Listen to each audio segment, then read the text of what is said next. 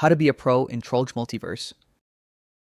To get better at Trollge Multiverse, you first need to understand the game. Here are some tips to help you understand the game and become a better player. First tip, tier list. Trollge Multiverse has an official tier list built into the game. However, it's almost always outdated and many of the values are inaccurate. If you want to improve and stay up to date, it's much better to check the latest tier list on the game's official Trello or Discord, where the rankings and values are updated more frequently.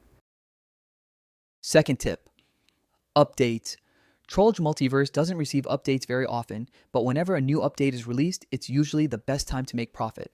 New characters, new items, items required for those characters, and characters receiving a rework often increase dramatically in value. Characters released in major updates such as Hollow Trolling, King Multiverse, or Trollge True Potential also tend to become limited after a short period of time. Because of this, whenever an update drops, you should join a private server and AFK for at least 3 to 5 days to farm as many chest items as possible. If you think you'll be able to obtain the new character, keep the required items instead of selling them. However, if you don't think you'll be able to get the character, it's usually better to sell those items immediately while demand is at its highest. The same idea applies to reworked characters. If a rework has been officially confirmed, buying the character before the update can be a great investment since its value often rises afterward.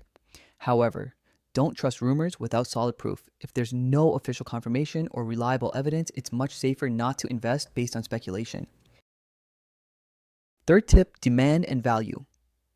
If you look at the Trollge Multiverse tier list, you'll notice that every character has both a value and a demand rating. This is one of the most important things to understand when trading. A character can have a very high value, but if its demand is low, players will usually value it much lower in actual trades. A good example is Fetty. It has a value of 1029, which is considered very high, but because its demand is only 2, most players value it lower than Meme Troll, which has a value of 675 but a demand of 6. When you're buying or trading characters, don't focus on value alone. Always consider both value and demand, because demand often has a much bigger impact on a character's real trading worth. Thank you for watching this long video. I really appreciate your support.